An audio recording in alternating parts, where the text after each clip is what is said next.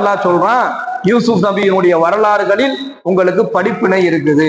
அப்படி வந்த நபிய அல்லாஹ் எவ்வளவு உயரத்துக்கு கொண்டு போனான்னு சொன்னா, ஒரு கட்டத்துக்கு மேல அந்த நாட்டினுடைய நிதி அமைச்சராக அவங்க தான் பொறுப்பேற்கிறாங்க. அந்த நாட்டினுடைய நிதி அமைச்சராக யூசுப் நபி பொறுப்பேற்று வறுமையில் வாடி இருக்கக்கூடிய தன்னுடைய சகோதரர்களை எல்லாம் பார்க்கிறாங்க. இவங்க என்ன செஞ்சாங்க?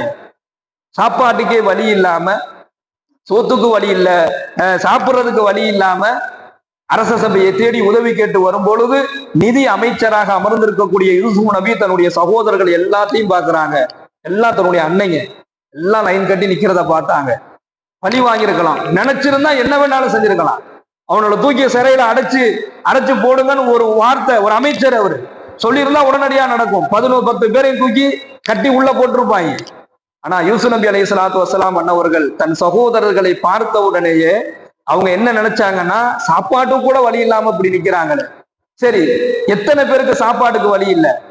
அப்ப பார்க்கும் பொழுது அங்க அந்த நேரத்துல பயங்கரமான ஒரு பஞ்சம் ஏற்பட்ட நிலையில நிதி அமைச்சராக இருந்த யூசுப் நபி அலைஹிஸ்ஸலாத்து வஸ்ஸலாம் அன்னவர்கள் உணவுத்துறை அமைச்சராக பதவியை ஏற்று எல்லா மக்களுக்கும் உணவை இலவசமாக அரசாங்கத்தின் மூலமாக வழங்க வேண்டும் என்கின்ற சட்டத்தை கொண்டு வந்தாங்க. இன்னைக்கு வரைக்கும் இஸ்லாமிய ஷரியத்தினுடைய சட்டத்தின்படி ஒரு நாட்டுல ஒரு ஆட்சி நடக்குதுன்னு சொன்னா அந்த நாட்டு மக்களுக்கு உணவை அந்த அரசாங்கம் கொடுத்தே ஆகும். அது சட்டம். இஸ்லாமிய ஆட்சி நடைபெறக்கூடிய நாடுகளுக்கு இது சட்டம். இது உணவை அரசாங்கம் தான் கொடுக்கணும். ஒரு ஆளு கூட உணவுக்காக வேண்டி கஷ்டப்படக்கூடாது. அப்படி கஷ்டப்பட்டா அந்த நாட்டினுடைய அரசர் பதில் சொல்லி ஆகணும் என்கின்ற சட்டத்தையே ஹஜ்ரத்னா யூசுப் நபி அலைஹிஸ்ஸலாத்து வஸ்ஸலாம் அன்னவர்கள் உருவாக்குனாங்க என்பதாக நாம் வரலாறுல பார்க்கிறோம். அருமையான சகோதரர்களே, பொறாமை கொள்ளுதல், ஒருவருக்கு துரோகம் செய்தல், ஒருவரை அழித்து விட வேண்டும் என்பதாக எண்ணுதல் எந்த நேரத்திலையும் அன்னல்லாஹ லா யஹ்தி கைதல் காயினீன், யாரையும் என்ன செஞ்சிட முடியாது, பொறாமை கொண்ட நிலையில சதி செஞ்சு வீழ்த்திடலாம் என்பதாக எண்ணுவது முட்டாள்தனம் அல்லாஹ் சொல்றான்.